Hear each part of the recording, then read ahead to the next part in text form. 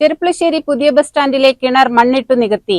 സ്റ്റാൻഡിലേക്കുള്ള 10 metre വഴിയിൽ തടസ്സമായി നിന്ന കിണർ സ്ഥലം ഉടമകളോട് ആവശ്യപ്പെട്ടത് പ്രകാരം അവർ നികത്തുകയായിരുന്നെന്നാണ് നഗരസഭയുടെ വിശദീകരണം.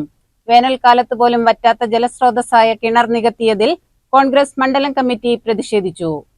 ഉദ്ഘാടനം കഴിഞ്ഞ് വർഷങ്ങളായിട്ടും തുറന്നു നൽകാൻ സാധിക്കാത്ത പുത്തനാൽക്കൽ പരിസരത്തെ ബസ് സ്റ്റാൻഡ് അതിവേഗം തുറന്നു നൽകാനുള്ള നടപടിയുടെ ഭാഗമായാണ് വഴിയിലെ കിണർ മണ്ണിട്ടു നികത്തിയത്. ബസ് സ്റ്റാൻഡിന് അനുമതി ലഭിക്കുന്നതിന് തടസ്സമായി നിന്നിരുന്ന 10 മീറ്റർ വഴിയില്ലെന്ന പ്രശ്നത്തിന് പരിഹാരം കാണുന്നതിനാണ് നഗരസഭ കിണർ നികത്തുന്നതിനെ കുറിച്ച് ആലോചിച്ചത്. ഇക്കാര്യം കഴിഞ്ഞ കൗൺസിൽ യോഗത്തിലും ചർച്ചയായിരുന്നു. 10 മീറ്റർ അത് വാങ്ങിയെടുക്കുന്നതിൽ പറ്റിയ അപാകത അത് പൊന്തട്ടി കിടക്കുമ്പോൾ ശ്രദ്ധിച്ചില്ല. അന്ന് വലിയ പൊന്ത കിടക്കുക. ഇപ്പൊ കിണർ വൃത്തിയായത് എപ്പോഴാണ്? അത് വൃത്തിയാക്കിയപ്പോഴാണ്.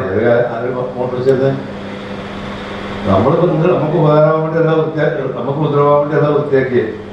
അതിന് പൂർണ്ണ അറിയാം. നമ്മൾ വൃത്തിയാക്കിയത് നമുക്ക് ഉപദ്രവാൻ വേണ്ടി അത് തൂർത്ത് ആരും പറയില്ല. ഇപ്പൊ കിണർ വൃത്തിയാക്കിയപ്പോഴാണ് നന്നായി. അത് വൃത്തിയാക്കില്ല.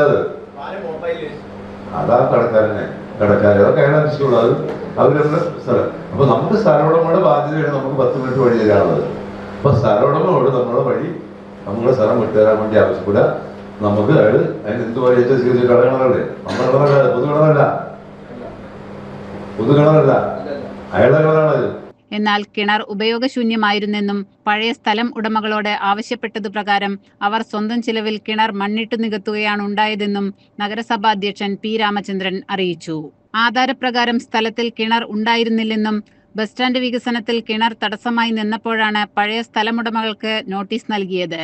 ഈ കിണറിൽ നിന്ന് ഒരു കുടുംബങ്ങളും വീട്ടാവശ്യങ്ങൾക്കായി വെള്ളം ശേഖരിക്കുന്നില്ലെന്നും ബസ് സ്റ്റാൻഡിലെ ശുചിമുറി തുടങ്ങിയ ആവശ്യങ്ങൾക്കായി ഇവിടെ കുഴൽ കിണർ ഉണ്ടെന്നും നഗരസഭാ അധ്യക്ഷൻ വ്യക്തമാക്കി. അതേസമയം കിണർ നിലനിർത്തിക്കൊണ്ടുള്ള ബസ് സ്റ്റാൻഡ് വികസനത്തിന് മറുവശത്ത് സ്ഥലമുണ്ടായിട്ടും അത് ഏറ്റെടുക്കുന്നതിനുള്ള നടപടി സ്വീകരിച്ചില്ലെന്നും കിണർ മണ്ണിട്ട് മൂടുന്നതിന് തിടുക്കം കൂട്ടി നല്ലൊരു ജലസ്രോതസ് ഇല്ലാതാക്കിയെന്നുമാണ് കോൺഗ്രസിന്റെ വിമർശനം.